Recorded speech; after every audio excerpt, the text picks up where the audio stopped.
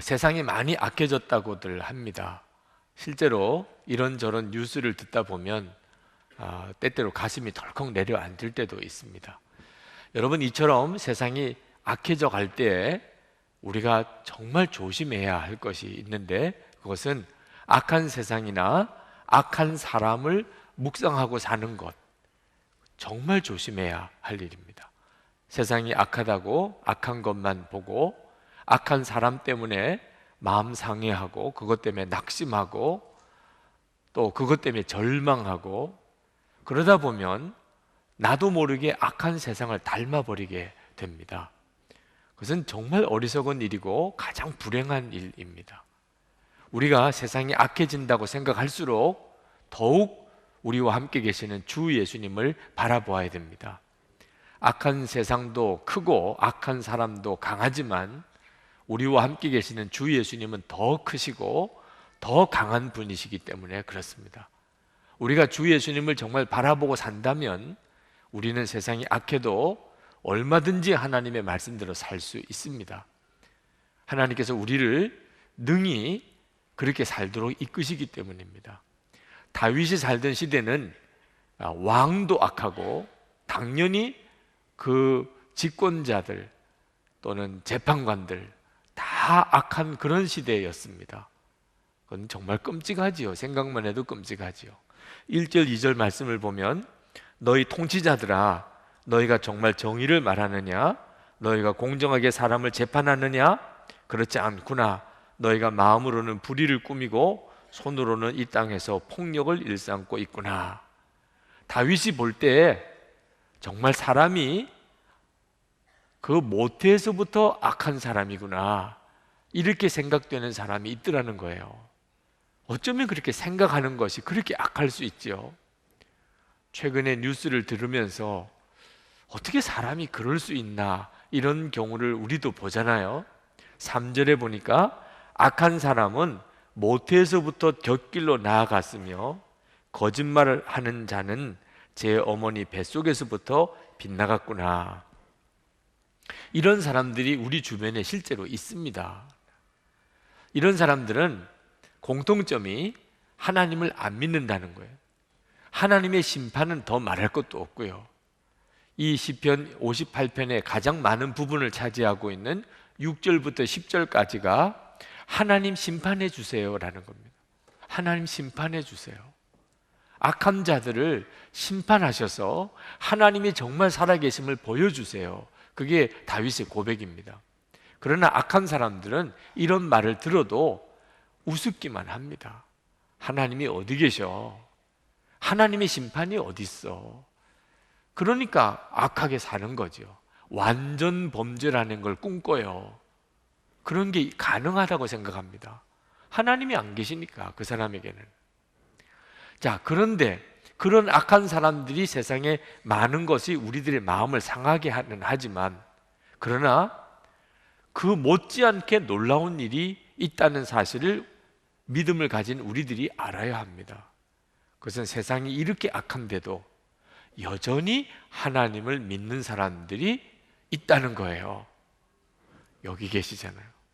그죠? 하나님을 믿는 사람이 지금도 있다는 거예요.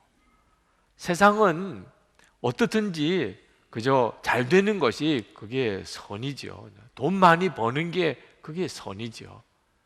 그런데 우리는 그렇게 생각하지 않지 않습니까? 하나님이 계시고 하나님의 말씀이 있고, 그리고 하나님은 심판하시는 하나님이십니다. 비록 손해를 보고 바보 소리를 들어도 우리는 하나님의 말씀대로 사는 사람들이죠. 하나님이 계시니까, 그게 믿어지니까 말. 다윗을 보세요. 다윗은 그 시대에 통치자들이 다 악한 사람들입니다. 누가 더 악하냐 하는 걸 경쟁하는 듯한 사회예요. 그런데도 다윗은 여전히 하나님을 믿고 하나님의 심판을 믿고 있잖아요. 이런 사람이 있다는 거예요. 그 점이 놀라운 겁니다. 그러므로 여러분이 지금 이와 같은 시대에 살면서 하나님을 믿고 있다는 것이 기적이다. 야, 지금 내 안에 너무나 놀라운 일이 벌어지고 있구나 하는 사실에 대해서도 눈을 떠야 합니다. 여러분, 우리가 하나님이 믿어지는 것 때문에 이 악한 세상에서 하나님의 말씀대로 살아가는 겁니다. 믿음이 그렇게 놀라운 것이에요. 다윗이 고백해요. 11절 말씀에 사람들이 과연 의인이 열매를 맺는구나, 과연 이 땅을 심판하시는 하나님은 살아계시는구나 하고 말하게 해 주십시오. 여러분, 결국 모든 사람들이 다 알고 믿을 때가 옵니다. 하나님이 살아계신 것 다 알 때가 옵니다. 그 사람이 천국에 가서 지옥에 가서든지 이 땅에 살아있을 때든지 하나님은 살아계시구나, 과연 하나님은 살아계시구나, 모든 사람이 다 알 때가 옵니다. 그러나 문제는 하나님이 그렇게 모든 사람에게 다 드러나실 때 그 전에 말입니다. 세상에 악한 사람이 세력을 잡은 것 같고 악한 사람 마음대로 다 되는 것 같은 그런 때에, 그때도 하나님이 믿어지는 사람, 그 사람이 중요한 거죠. 다윗이 기도해요. 과연, 그 말은 이제 그때가 온다는 거예요. 그렇지만 다윗이 이 고백을 할 때는 하나님이 안 계신 것 같은 때였습니다. 정말 하나님은 살아계신 것 같지 않았어요. 그때 하나님이 다윗이 기도한 겁니다. 사람들이 과연 하나님은 계시구나 할 때가 오게 해 주십시오. 하나님에 대한 확신이 있었기 때문에 그렇게 했던 거죠. 여러분, 우리가 믿음을 가졌지만 믿음의 용사가 되어야 됩니다. 세상은 결코 만만치가 않잖아요. 우리가 다 살아보니까 알잖아요. 악한 사람이 세력을 가지고 악한 자가 자기 마음대로 모든 걸 다 하는 것처럼 보일 때 우리가 진짜 믿음이 없으면 그냥 무너집니다. 마음은 상하지요. 나도 모르게 악해져 버립니다. 여러분은 그렇게 되고 싶습니까? 다윗처럼 세상이 다 악한 것 같을 때에도 그는 끝까지 하나님의 말씀대로 의의 길을 갈 수 있어야 합니다. 하나님, 과연 하나님 살아계시구나 사람들이 말하게 해주옵소서, 그렇게 기도하면서 하나님에 대한 믿음을 끝까지 지킬 수 있어야 합니다. 우리에게 어떤 일이 닥칠지 모릅니다. 순교할 상황이 올 수도 있는 겁니다. 여러분은 그때를 준비하고 계십니까? 어떤 시련이 와도, 어떤 유혹이 와도 흔들리지 않는 그런 믿음을 가지고 있나요? 믿음은 그냥 커지는 게 아닙니다. 여러분들의 믿음이 장성한 믿음이 되었다면 아마 틀림없이 믿음의 연단을 많이 받았을 거예요. 여러분들이 끊임없이 성경 말씀을 묵상하고 주 예수님을 바라보면서 모든 상황에 살았을 겁니다. 그러면 믿음이 자라요. 믿음이 커집니다. 다윗과 같은 믿음이 그저 생기는 믿음이 아닙니다. 믿음으로 살아보지 않은 사람, 끊임없이 주 예수님을 바라보지 않는 사람은 결코 믿음이 커질 수가 없습니다.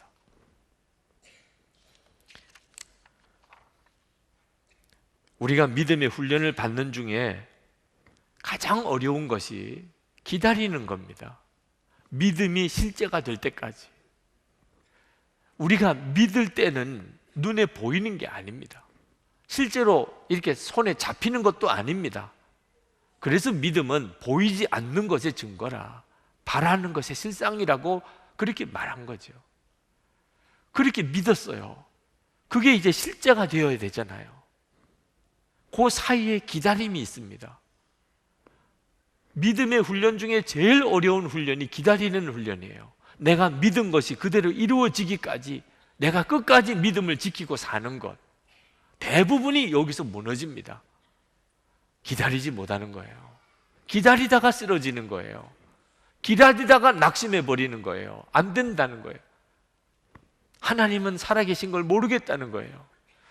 아무리 기도해도 응답이 없다는 거죠. 왜 그런가? 여러분, 막연하게 기다리니까 그런 겁니다. 막연하게 기다리는 것은 아무 힘이 없어요. 오히려 기다리는 사람을 지치게 만듭니다. 믿음은 그저 기다리는 거 아닙니다.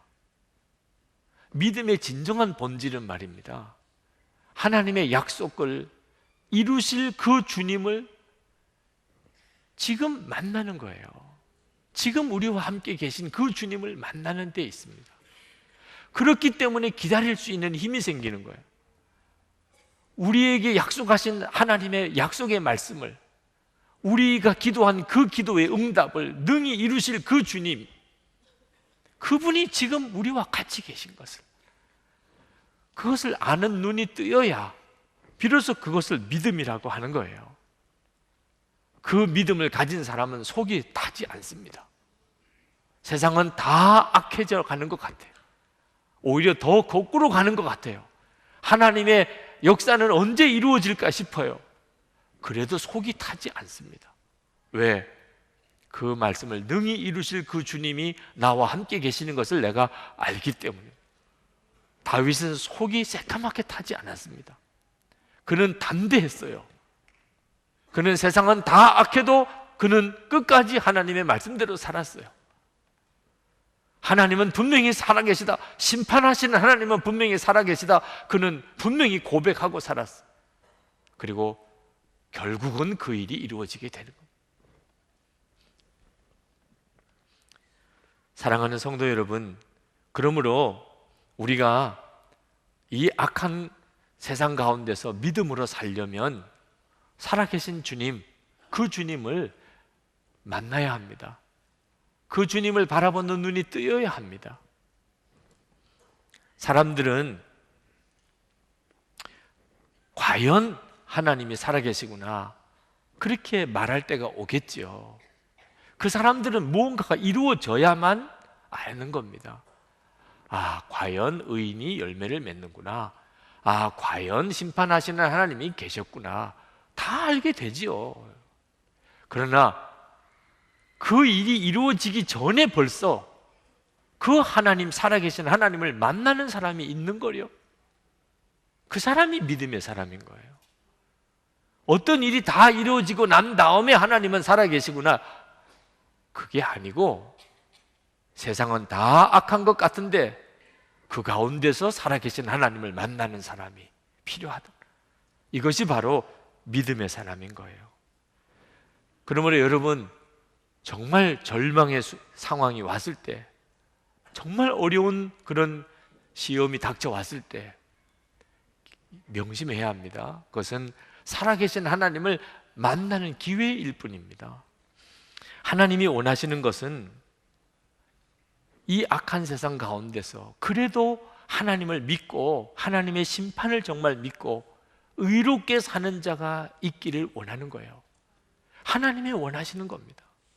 세상 사람들은 다 악하다, 다 악하게 변했다 하더라도 아니야, 여전히 의롭게 사는 사람이 있어.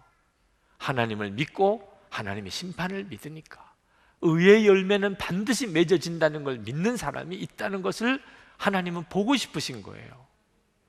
그래서 나중에 사람들이 과연 의인이 열매를 맺는구나 하고 그렇게 말하게 되는 것을 하나님이 기뻐하시는 거죠.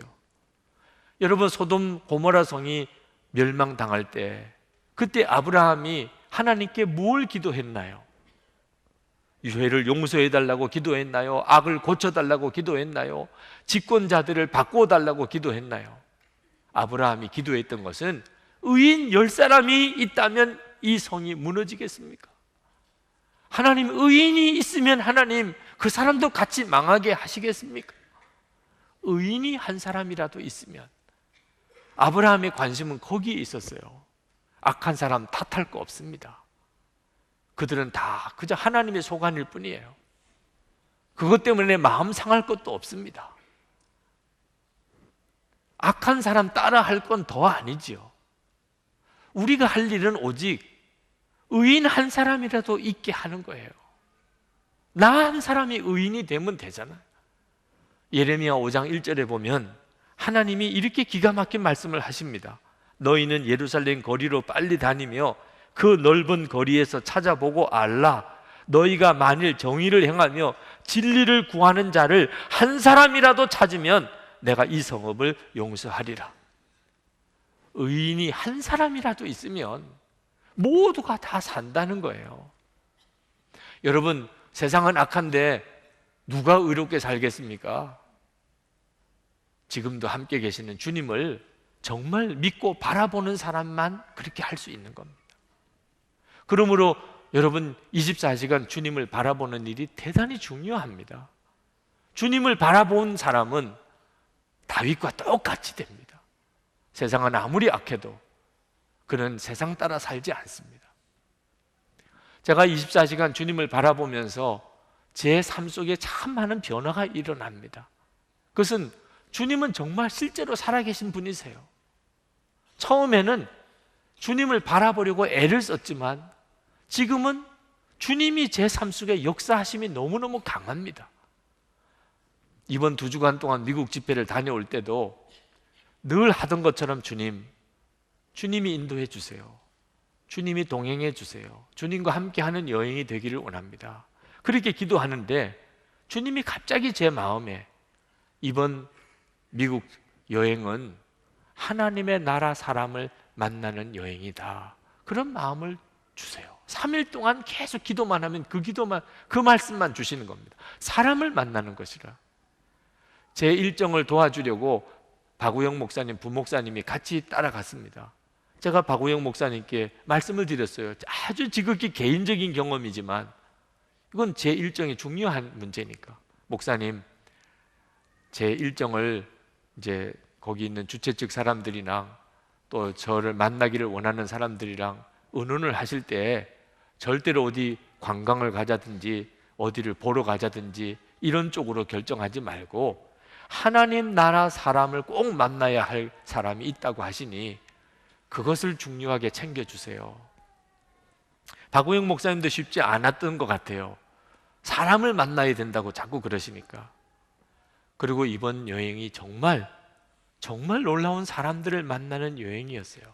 그 과정은 제가 영성 일기 속에 거의 대부분 썼습니다. 특히 가장 놀라운 것은 마지막 한국으로 오기 전날입니다.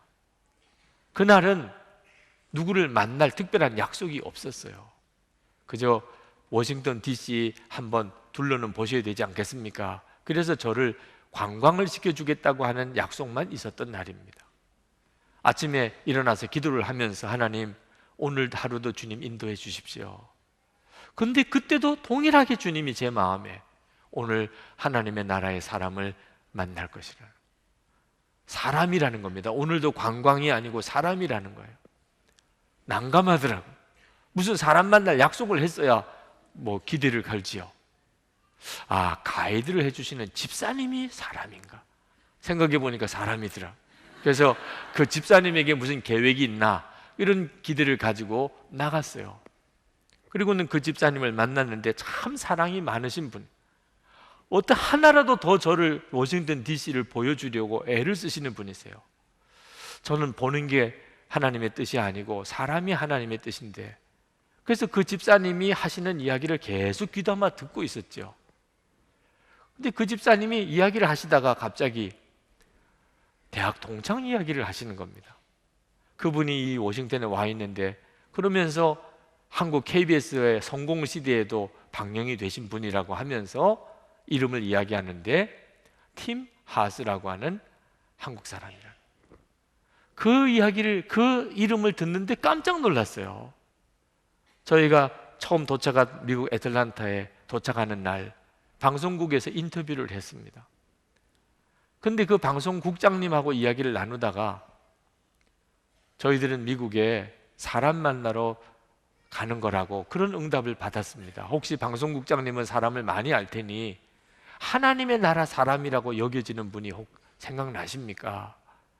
혹시 있으면 추천해 주십시오. 그랬더니 한참을 고민을 하시다가 한 사람이 생각이 난다는 거예요. 정말 그 사람이, 목사님 이야기를 듣는데 그 사람이 딱 그 사람이라는 생각이 든다는 거예요. 이야, 이렇게 응답을 해주시나. 그래서 누구냐고 그랬더니 팀 하스라는 사람. 그분이 미국의 아주 큰 기업인인데, 그런데 오바마 행정부의 자문위원까지 위촉이 된 한국분으로 KBS에서 성공시대에 방영까지 된 분이라. 아, 그런 분이 계십니까? 어디 사십니까?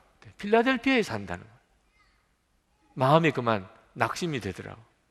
어떻게 만납니까 그 사람을? 우리가 갈 수 있는 여건도 아니고 그분이 올 리도 없고. 그래서 그만 마음을 접었었거든요. 그게 첫 번째 날이었어요. 마지막 날, 아니 우리를 가이드해 주시는 집사님이 그분 이야기를 하면서 그분이 지금 워싱턴에 와 있다는 거예요.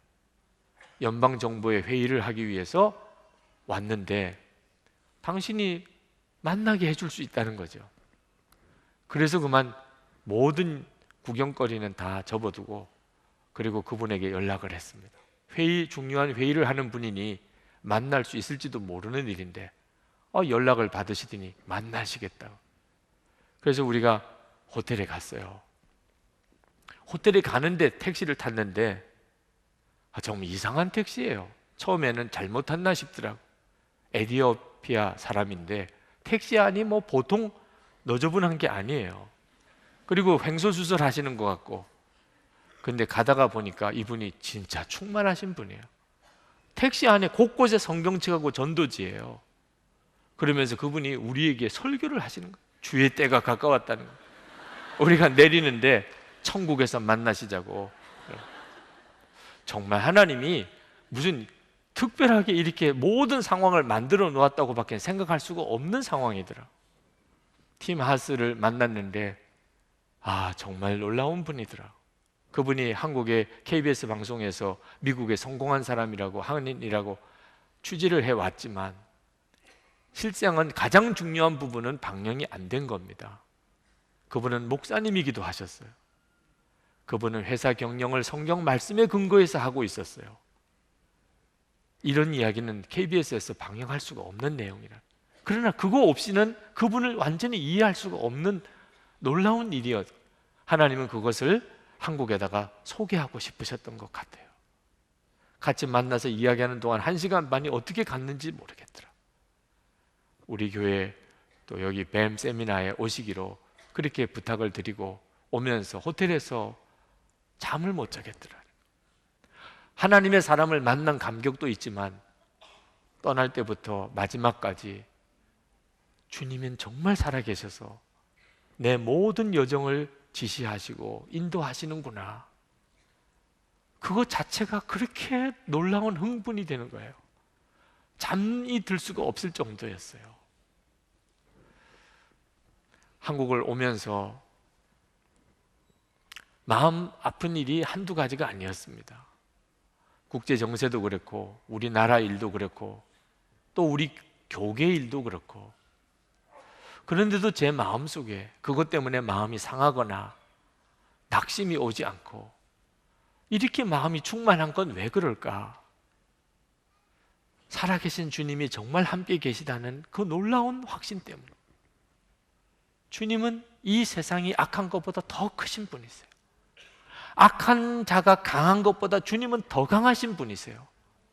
그분이 지금도 정말 살아계셔서 함께 계시니 세상이 악하다고 낙심할 이유가 없지요. 마음 무너질 까닭이 없지요. 성도 여러분,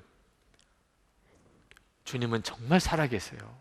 세상 사람은 나중에 가서야 과연 하나님이 살아계시구나 하겠지만 우리는 지금 세상이 다 악한 가운데 있는 것 같을 때도 주님은 살아계신 것을 알 수 있습니다. 주님을 바라보는 눈이 다 뜨이시기를 축복합니다. 기도합시다. 이 시간에 우리 간절한 마음으로 여러분의 심령의 눈이 열리기를 기도하십시오. 세상 악한 것에 주목하지 않고 그거 묵상하지 말고 주님을 묵상하세요. 주님을 24시간 바라보세요.